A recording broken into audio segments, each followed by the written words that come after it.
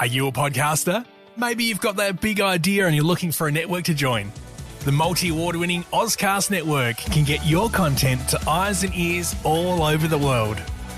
Join now for the first month free, and you could be featuring this sound at the beginning of your podcast. Ozcast. Simply head to ozcastnetwork.com for details.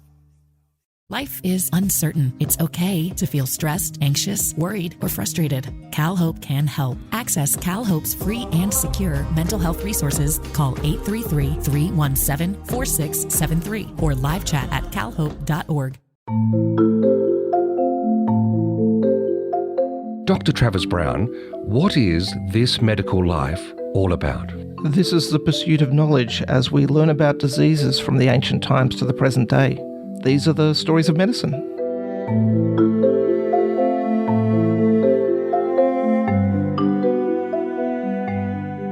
Dr. Travis Brown, there's something ironic about what you said to me this morning as we begin to record. You said, let's make this conversational. You do realise we're talking about syphilis. I'm not used to grappling with syphilis in conversation. Oh, right. Okay. Well, look, today's the day.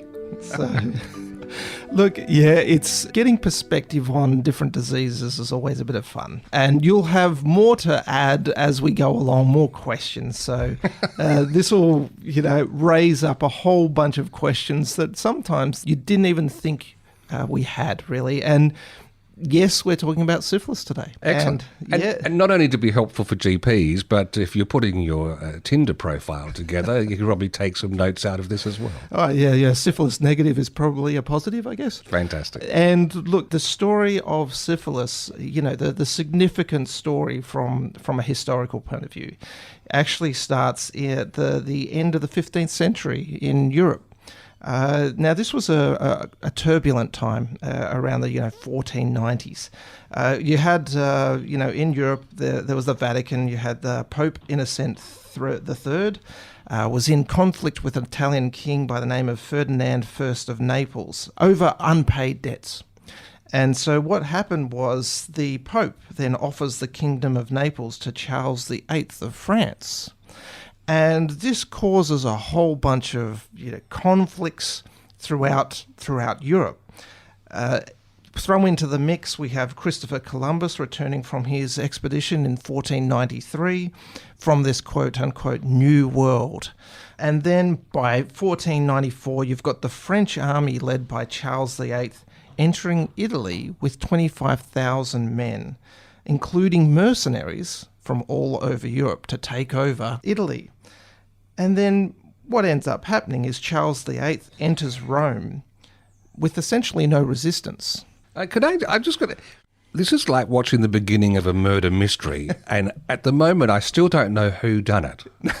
Which one of these characters gets syphilis? Well, that's the thing. It is a really complex time, and trying to get to the end. How does the Pope offer Naples to a foreign person? It's just really, and then this conflict causes a whole bunch of problems.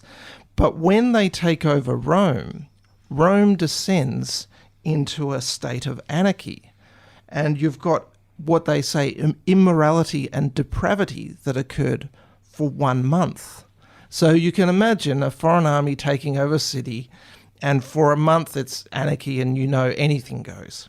And the closest I get to that now is when the English football team travel to Italy and all their fans come with them. Well, look, it's just it's something that is hard to grasp. I mean, what does that look like? What does a city in complete anarchy look like with an army that's coming on through, 25,000 men? And so because of this, though, all the other countries around going, well, this is occurring. The other European states sees it also as an opportunity. France has now sort of gotten 25,000 men down there, and there starts to be more conflict. What ends up happening is you start getting warring nations around Europe for the next 30 years. And as the army is fighting, though, all these armies starting to fight, we start to see in July of 1495, Italian physicians are starting to notice a disease on the body of French soldiers. and it's not been seen before. And so what they're talking about, these full body eruptions of pustules that looked horrible and was potentially lethal. Now, it's important to remember that this was not a society unfamiliar with disfiguring diseases. I mean, we're talking about they saw smallpox, leprosy, elephantitis, a whole bunch of diseases, and they're saying, these are none of them. What is this? And this was syphilis. Finally. Wow. And one of the first descriptions comes from Ehrlich von Hutten, who is a German humanist and a theologian. Boils that stood out like acorns, from whence issued such filthy, stinking matter, that whosoever came within the scent believed himself infected. The colour of these was of a dark green, and the very aspect as shocking as the pain itself, which yet was as if the sick had laid upon a fire.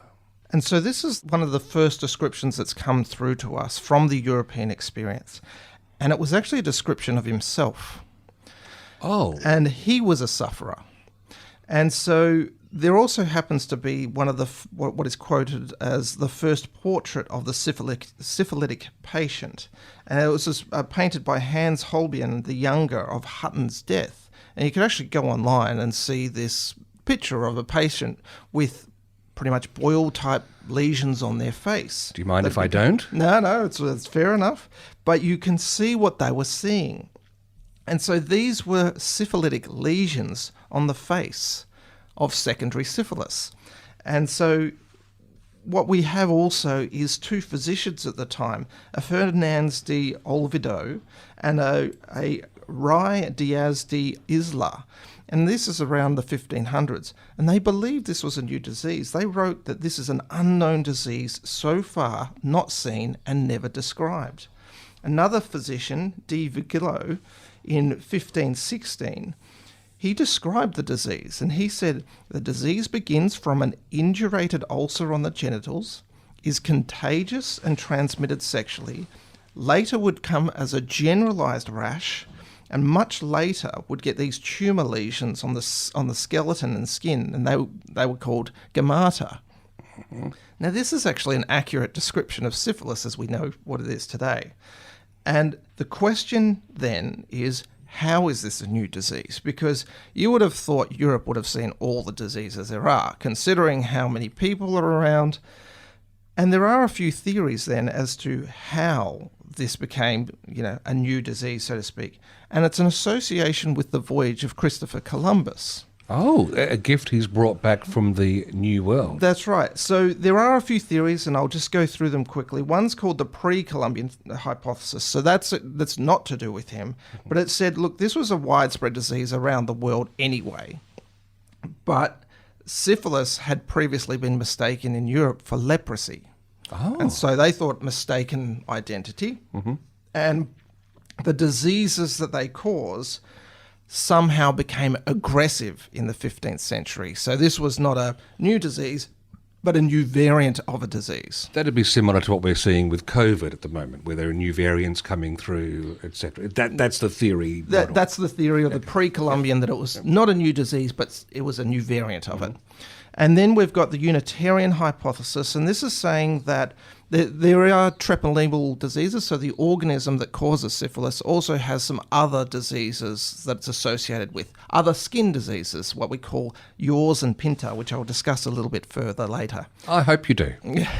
And what happens is it had a global distribution, just like the pre-Columbian theory, but these are not different diseases. It's the same disease, but because of geographical distribution and because of different climactic, it therefore has a different manifestation in different populations. So that's a little bit different. It's saying they're all the same disease, but it just manifests different. And the last one is the Columbian hypothesis. As we said before, this disease was brought back from the New World, and that it spread throughout Europe because Columbus came back with it. And so it was interesting because they then realized that here we need to treat this disease. So they used a whole different range. What ended up happening was they believed that where Columbus came from, they had encountered this disease and had a whole range of different treatments for this disease, whereas Europe didn't. And so they were encountering it without these known treatments. And so what did their treatments come? There's something called guaiac, which was meant to restore the balance of the humours, because that's what disease was. When you have the 4 humours out of balance, you get disease. Is that on the pharmaceutical benefit scheme? Wouldn't be for us. It might have been for them. Unfortunately, it didn't work, but you would ingest it, try and rebalance your humours, and then that would be the main part that it would go through to balance it, get rid of the disease.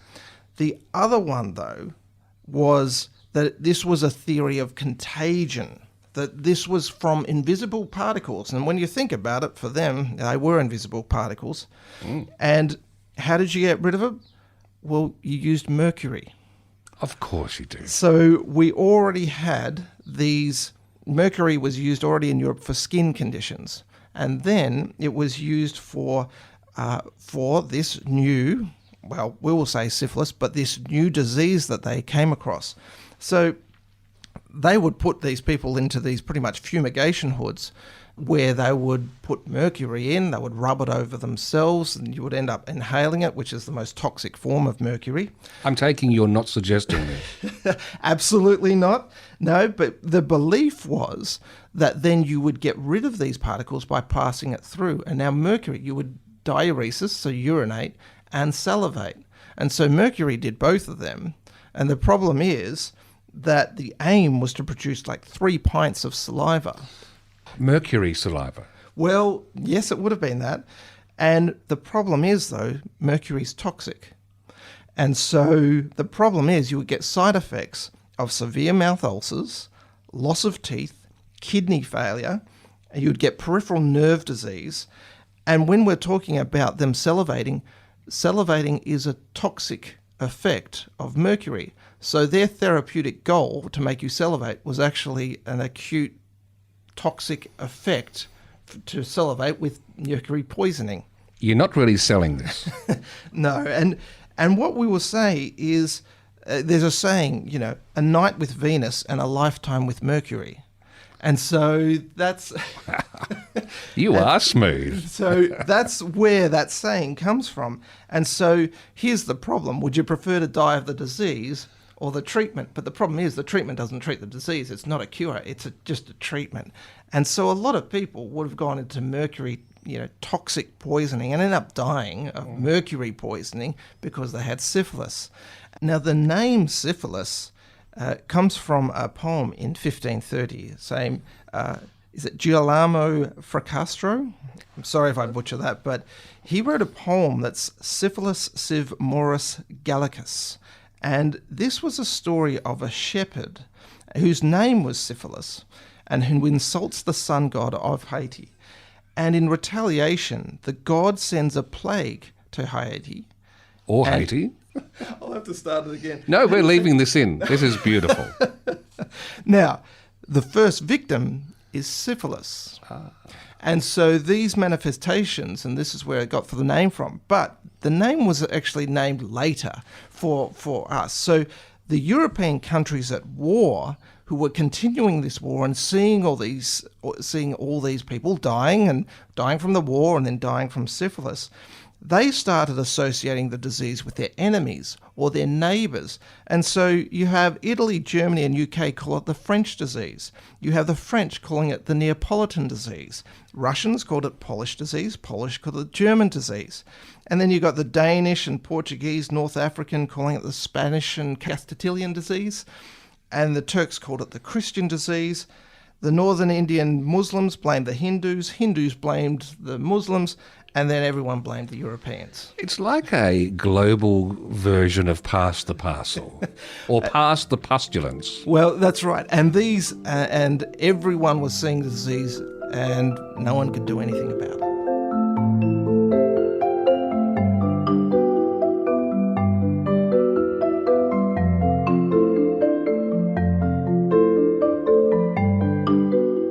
Dr. Travis Brown, are you familiar with the platters? the group called the Platters? No, I'm not, sorry. Oh, they had a fantastic hit called The Great Pretender.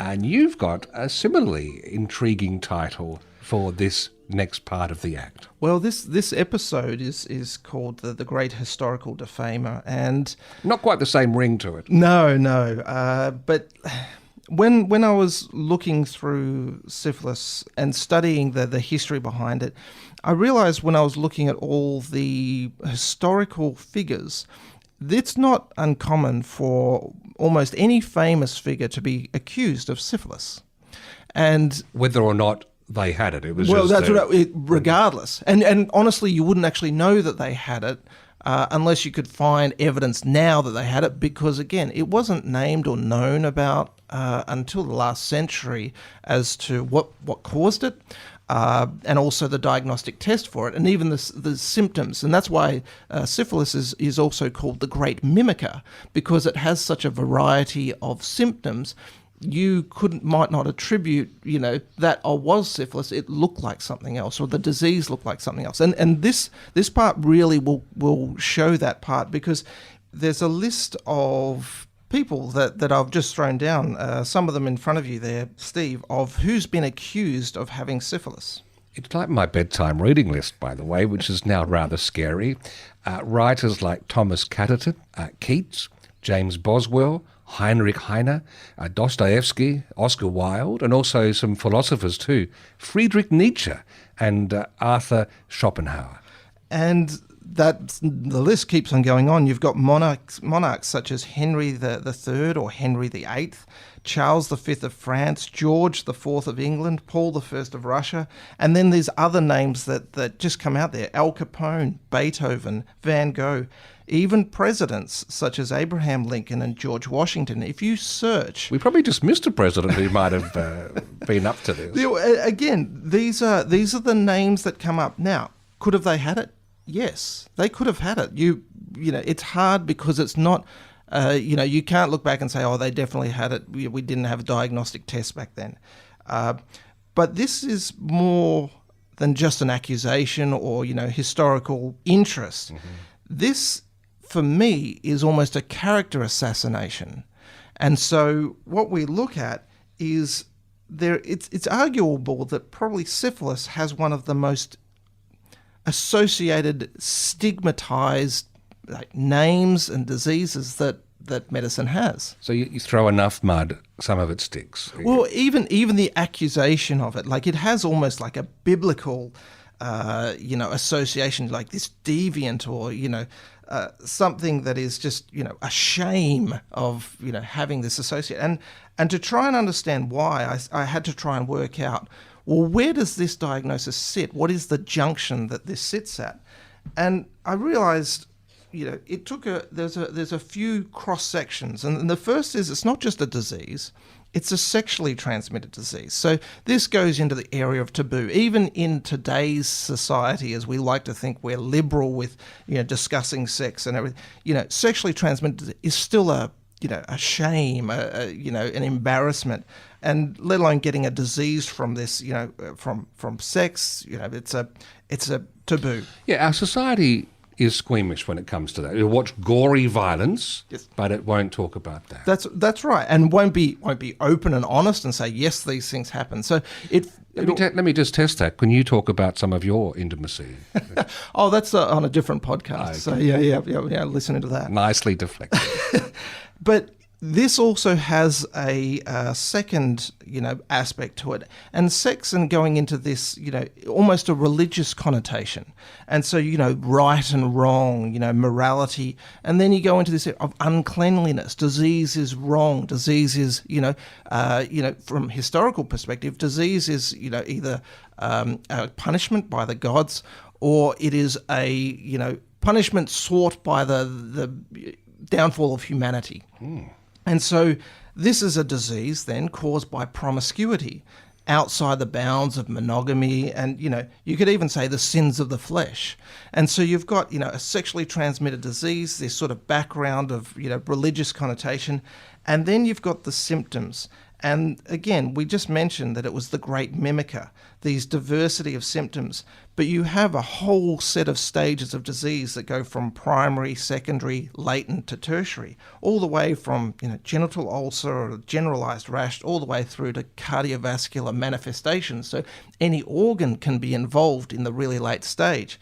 But there's one that I think really pushes it over into that territory, and that's neurological. Oh. There are neurological symptoms in tertiary syphilis that causes things like intellectual decline and dementia. And so as soon as you start putting that nexus of you've got a sexually transmitted disease from, disease of the flesh, so to speak, or, desires of the flesh that leads to cognitive decline and mental disease and death, well, that's why you would actually associate that with someone you didn't like, because they're diseased and they're also mentally impaired. So you've got mental illness associated with a sexually transmitted disease. And that's why I think it's such a stigmatized illness throughout the ages. I feel so bad now about some of the titillation behind the school shed jokes that I've been making. Thanks for warning me. That's okay, but that's why you can see why is syphilis so stigmatized? It's because that's where it's sit, and that's a pretty unique position for a diagnosis, which brings us to Dr. Julius Wagner Joreg. And in 1847, he was born there, and he went to the University of Vienna to do his medicine, and he was a lifelong friend of Sigmund Freud. And now he had no formal training in neurology and psychiatry, but he entered this field. And the critical moment for him was 1883. And they had a patient in the ward in the psychiatric hospital with what they called dementia paralytica. Now, this was essentially general paralysis of the insane. That is the term they used for that. And they were suffering from severe psychosis. And then this patient got a skin infection, what we call erysipelas, which is a skin infection by streptococcus. And they became unwell and they got fevers. And the amazing thing is, after she recovered from the skin infection, her psychosis resolved. Oh, hence they were linked, we think. Well, he published an article in 1887 called The Effect of Feverish Disease on Psychosis, and he came up with a theory that there was a biological cause for psychosis. And so here's a question: how do you cause a patient to have a fever? Oh. You infect them in some way, shape or form, don't you? Right. So now the problem is, how do you do that safely? And that's the, question in the 1800s. So in the 1800s, any way you like. Well, yeah, I imagine people would have been getting fevers left, right, and centre. But again, so what did he do? Well, he tried to give patients who had this dementia paralytica, streptococcal infection from erysipelas patients, but it failed. It didn't work, and so. Then in 1890s, they had tuberculin. That's it, and they used to try and inoculate patients to prevent them getting TB. And so he actually was successful in injecting tuberculin into 2 patients, and their psychosis resolved. But the problem was, it became quite apparent that there were a lot of dangers with this and reported deaths. Really? And he had to abandon that research. But a few decades later, by 1917, he found the perfect agent. It's malaria. So... Okay. Malaria as a force for good. That's right. All right. So these patients who had this affected had personality change, mood swings, memory loss. Later on, they would have delusions and seizures and dementias and eventually died. They would have neurosyphilis. And so what this became known as, me injecting you with malaria to treat your psychosis, became known as pyrotherapy. Mm-hmm. And this is because once we gave you the malaria, we would treat your psychosis. Once your psychosis is resolved and you didn't need the fevers anymore, we could give you quinine to treat your malaria. So a course of gin and tonic. And so the fever would kill the syphilitic agent treponemal pallidum. And he ended up getting, for this, the Nobel Prize in 1927. So the amazing thing about all this was how big was the problem of this dementia paralytica, which we would now know as neurosyphilis? They estimated before 1945 that 5 to 10% of all psychiatric admissions were due to neurosyphilis.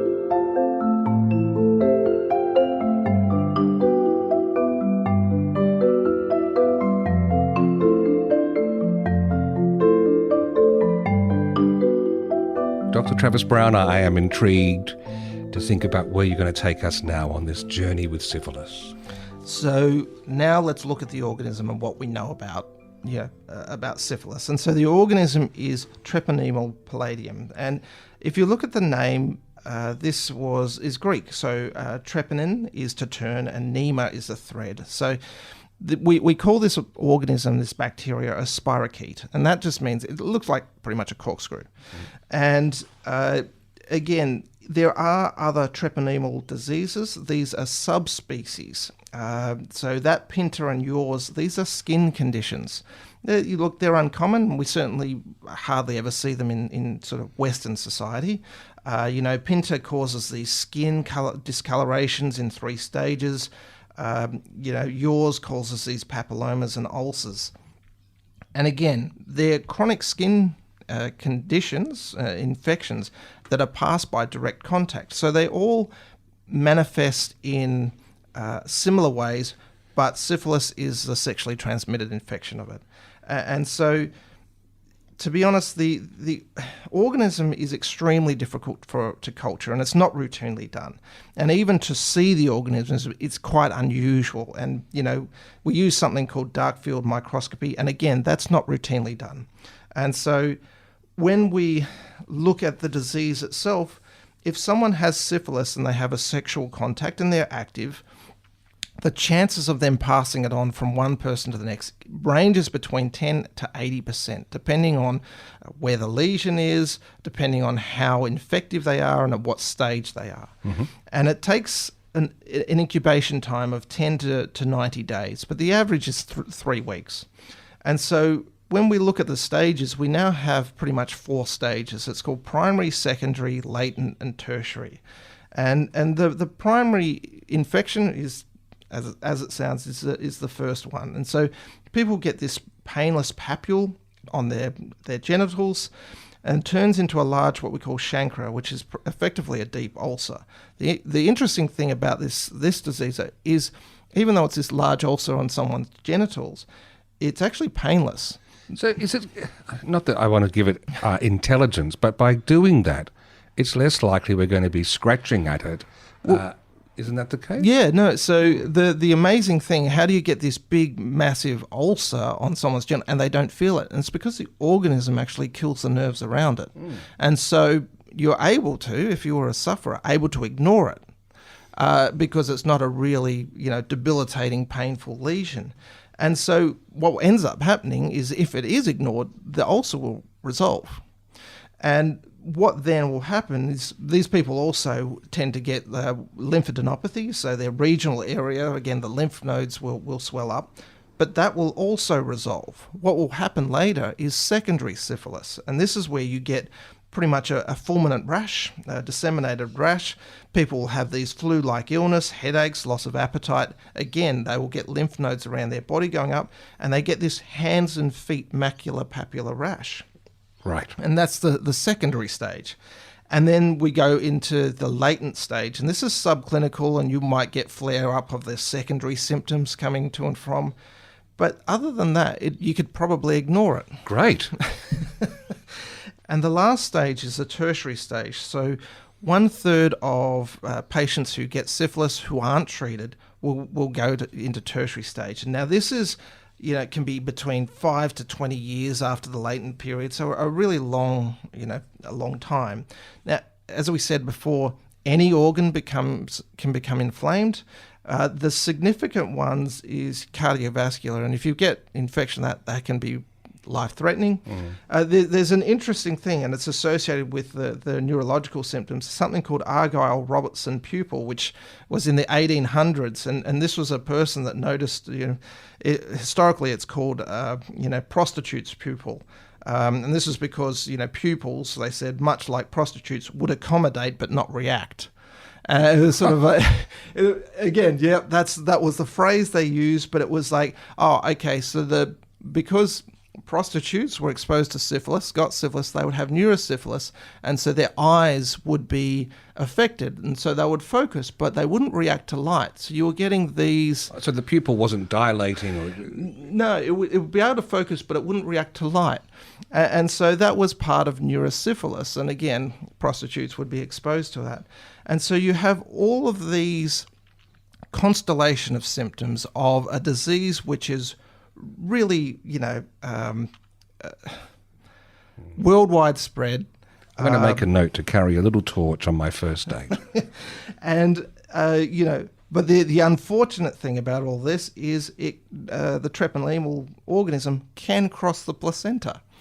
And so you get children who are affected. And this is what we call congenital syphilis. Now, these days, fortunately, it is exceedingly rare. We routinely screen for this, any woman who is pregnant, because syphilis is such an easily treatable disease these days.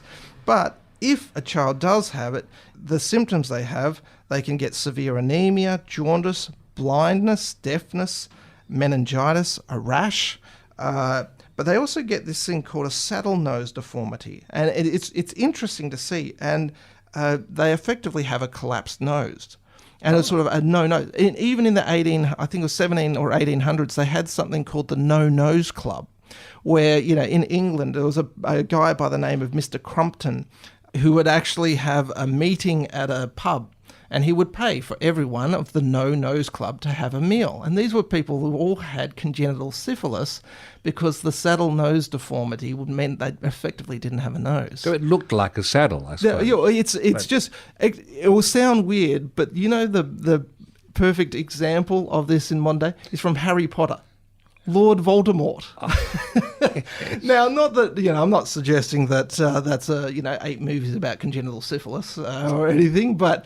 Well, Harry Potter is the Latin for... Okay. So, but... it's one of those where people, they even had nose prosthesis for people to wear, because it was actually quite a striking, if you go online again and see a no-nose, it's sort of people that have a flat face. Right, so those Groucho Marx masks. Yeah. And so those were that was the day.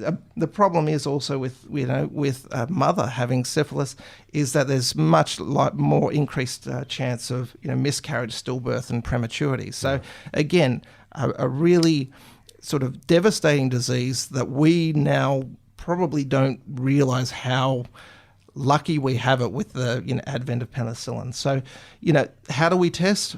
To actually see the organism, as we mentioned, is really hard. And people probably aren't really, wanting to have biopsies of genital lesions, and that's fair enough. It's not we wouldn't even get much from it, even if you were. It's not even on my bucket list.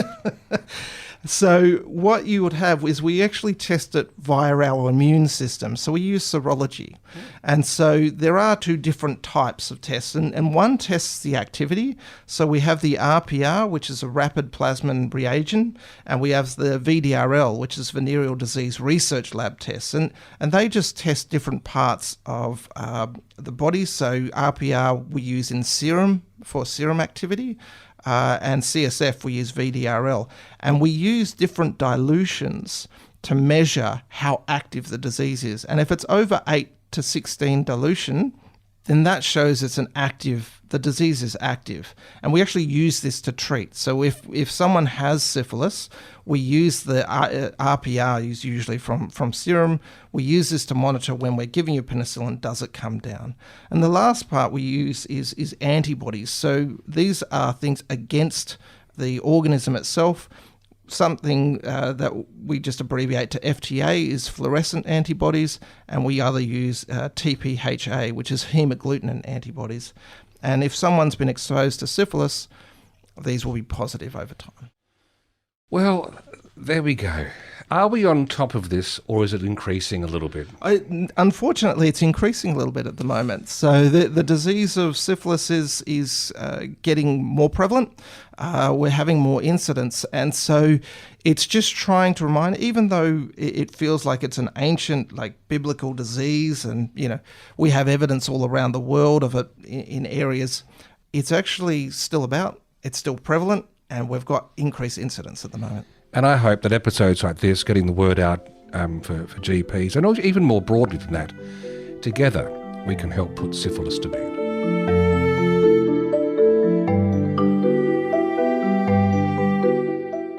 This Medical Life is recorded in the Talked About Marketing Studios in Adelaide.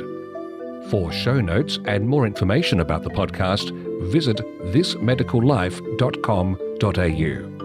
You can contact the hosts via Twitter.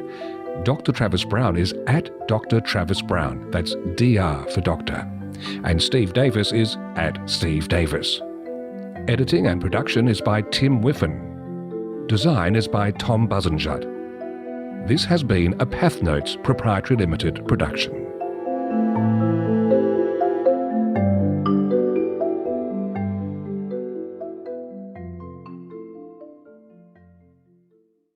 Life is uncertain. It's okay to feel stressed, anxious, worried, or frustrated. CalHope can help. Access CalHope's free and secure mental health resources. Call 833-317-4673 or live chat at calhope.org. Are you a podcaster? Maybe you've got that big idea and you're looking for a network to join. The multi-award-winning Ozcast Network can get your content to eyes and ears all over the world. Join now for the first month free, and you could be featuring this sound at the beginning of your podcast. Ozcast. Simply head to ozcastnetwork.com for details.